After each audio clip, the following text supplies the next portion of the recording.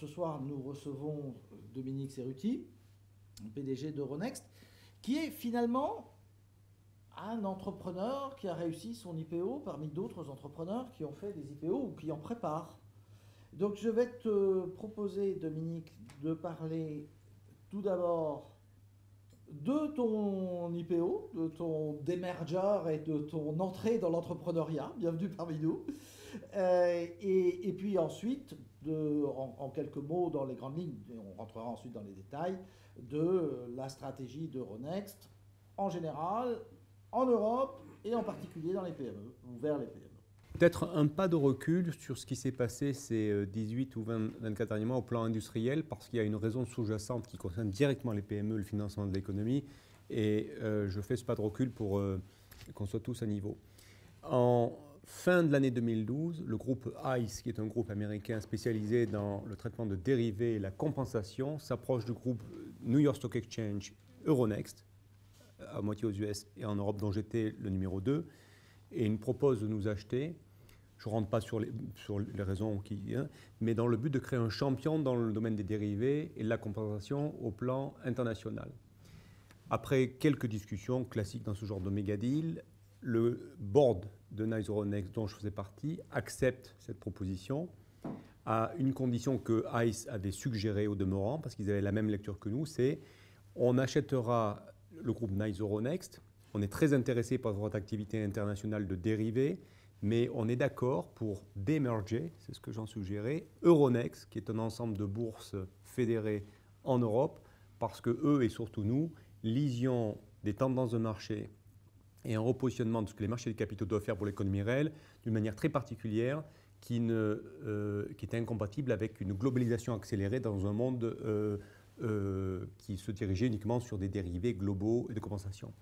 Donc en décembre 2012, nous avons annoncé avec ICE qu'il y aurait ce rachat qui serait fait, mais qu'à la suite de ça, on démergerait Euronext pour le rendre indépendant, qu'on le stabiliserait pour éviter qu'il soit racheté par Pierre, Paul ou Jacques, ce faisant, dans le but de le repositionner comme un acteur majeur des marchés de capitaux ou des bourses en Europe, pour faire ce que je vais vous expliquer après brièvement. Donc c'est ce qu'on a accompli, je vous passe les détails, ça a été 18 mois extraordinairement intenses, challenging et excitant, mais ça s'est terminé par le fait que ICE a racheté NYSE Euronext en novembre 2013, qu'on a démergé Euronext en mars 2014, qu'on a préparé notre IPO à ce moment-là, qu'on a créé un groupe d'actionnaires de référence où il y a la plupart des grands acteurs, 11 acteurs zone euro, que ce soit des banques ou des institutions comme la CDC ou BPI en France, pour créer un noyau dur qui a 33% de notre capital, qu'on a flotté tout le reste. Donc on a désinvesti 100% de ICE et qu'on a réussi notre IPO en juin et qu'on est devenu totalement indépendant et que Euronext est désormais donc une société indépendante qui a son capital un noyau dur de 33% fait de 11 acteurs pan-européens et de quelques acteurs de référence, le reste étant free float, vous connaissez ça bien. Ça c'était 20 juin. Alors dans quel but on a fait ça et pourquoi? On était omnubilé par le timing et on voulait le faire à tout prix. Et on a bien fait puisque les fenêtres d'IPO se sont refermées par la suite, comme toujours. ICE, eux, avaient un intérêt, c'est qu'ils voulaient déleverager leur groupe puisqu'ils s'étaient endettés pour acheter le groupe NYSE Euronext alors qu'ils n'en voulaient qu'un bout. Je simplifie. Et nous étions omnubilés par le fait d'acheter notre liberté, entre guillemets, parce qu'on a vu un cycle se former, dont on va parler, et on voulait à tout prix repositionner Euronext maintenant, parce qu'il y a des tas de choses qui se passent et des besoins criants.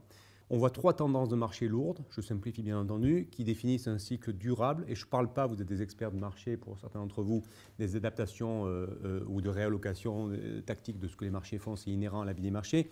Je parle de cycle durable, on pourra y revenir. Et on voit d'abord la zone euro qui se stabilise. On n'a pas dit que la macroéconomie est parfaite, mais ce n'est plus du tout ce qui se passait à l'été 2011, si vous vous en souvenez, où là c'était la question de la survie de l'euro. Donc une instabilité totale qui flottait partout où on allait.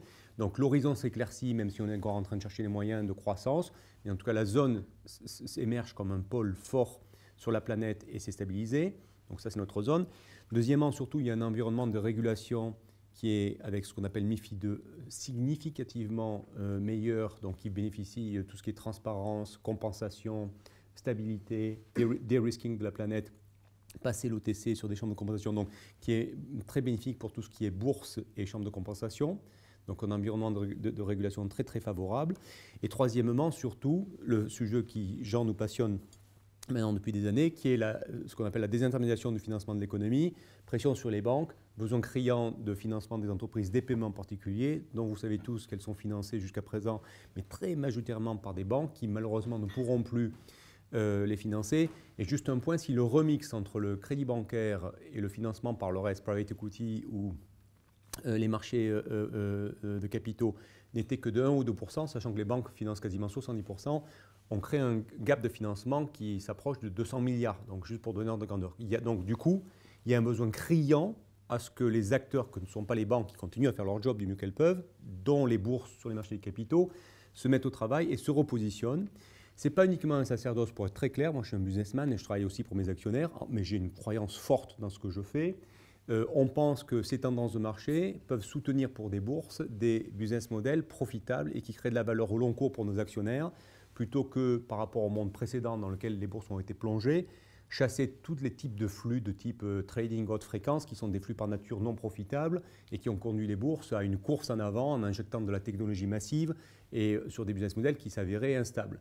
Donc on préfère se positionner sur des fondamentaux qui sont très près de l'économie réelle, qui est donc l'accès aux capitaux, à des fonds, à du financement, avec un focus qui est extrêmement axé sur les investisseurs et sur les émetteurs, en particulier les PME, parce qu'il y a un besoin criant de financement, en partenariat avec le sell-side ou les intermédiaires, au lieu du modèle précédent qui était « je fais tout pour les intermédiaires ».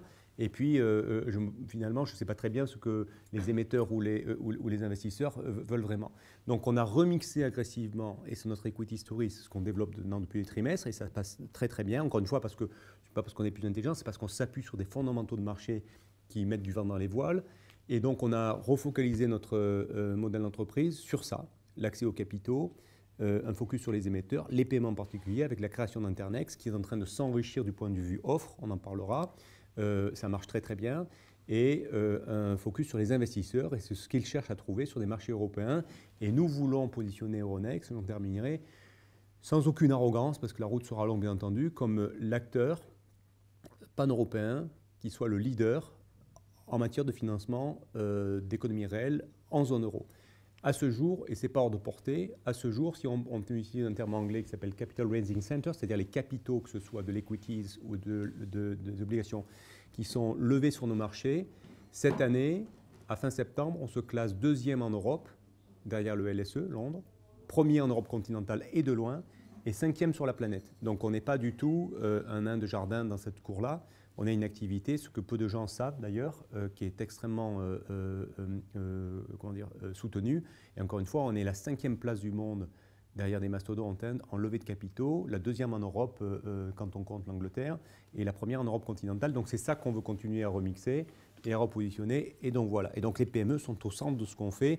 Et notre fer de lance, j'en aurais terminé, c'est Internex, qui est une entreprise pan-européenne qui embrasse les besoins des PME. Et bien au-delà, on en parlera ce soir, de la partie listing et equities. Merci Dominique.